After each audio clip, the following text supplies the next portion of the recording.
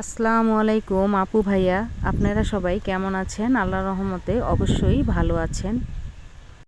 আর আপনাদের দোয়া ও ভালোবাসায় আমিও আল্লাহর রহমতে ভালো আছি। আর আজকে আপনাদের তৈরি করে দেখাবো দুর্দান্ত লোভনীয় রায়তা সালাদ রেসিপি। আমরা কিন্তু অনেকেই রেস্টুরেন্টে গিয়ে পোলাও, বিরিয়ানি বা গ্রিল চিকেন ও নান রুটির সাথে এরকম মজার রায়তা সালাদ খেয়ে থাকি। আর এরকম মজার রায়তা সালাদ যদি ঘরেই খুব সহজে তৈরি করে বানিয়ে খাওয়া যায় তাহলে কিন্তু খুব দারুণ মজা।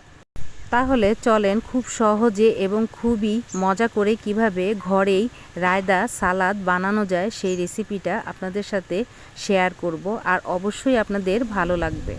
আমি প্রথমে রায়তা সালাদের জন্য একটি চাট মশলা বানিয়ে নিব।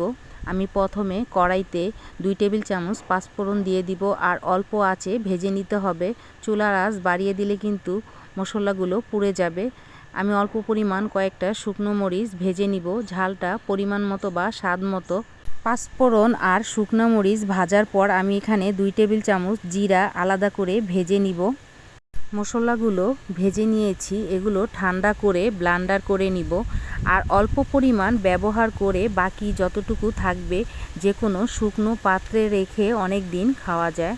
মশলাগুলো আমার ব্লেন্ডার করা হয়েছে। তাহলে চলেন খুব সহজে কিভাবে রায়তা সালাদ ঘরেই বানানো যায়।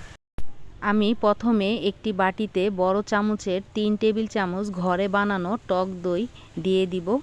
টক দইতে আলাদা কোনো পানি দেওয়ার কোনো দরকার নেই। হাফ কাপ শসা কুচি পরিমাণ মতো দিয়ে দিব।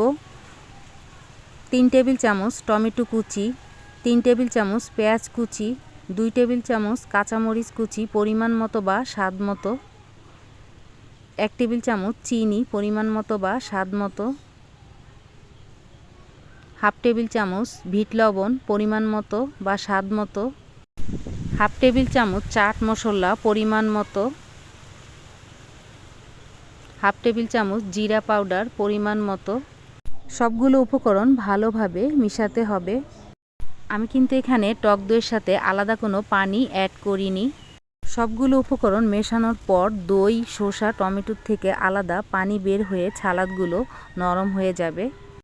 আর আপনারা যদি চান যে অবশ্যই একটু পাতলা করে খাবেন তাহলে কিন্তু আপনারা দইয়ের সাথে অল্প পরিমাণ পানি অ্যাড করতে পারেন।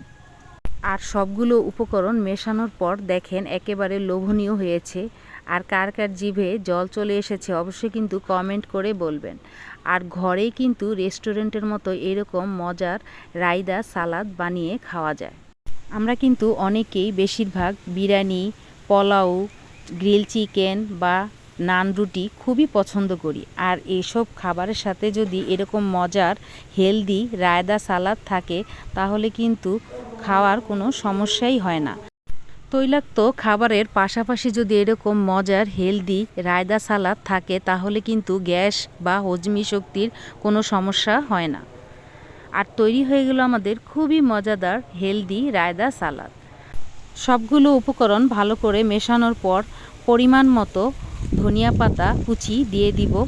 আর এরকম মজার হেলদি রায়তা রেসিপি কার কার ভালো লেগেছে অবশ্যই কিন্তু কমেন্ট করে বলবা।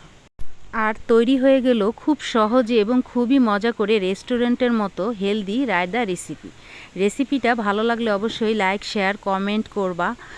প্লিজ চ্যানেলটি সাবস্ক্রাইব করবেন এবং সব সময় এই ছোট বোনটির পাশে থাকবেন এবং ভালোবাসা ও দোয়া রইল আপনাদের জন্য। আল্লাহ হাফেজ।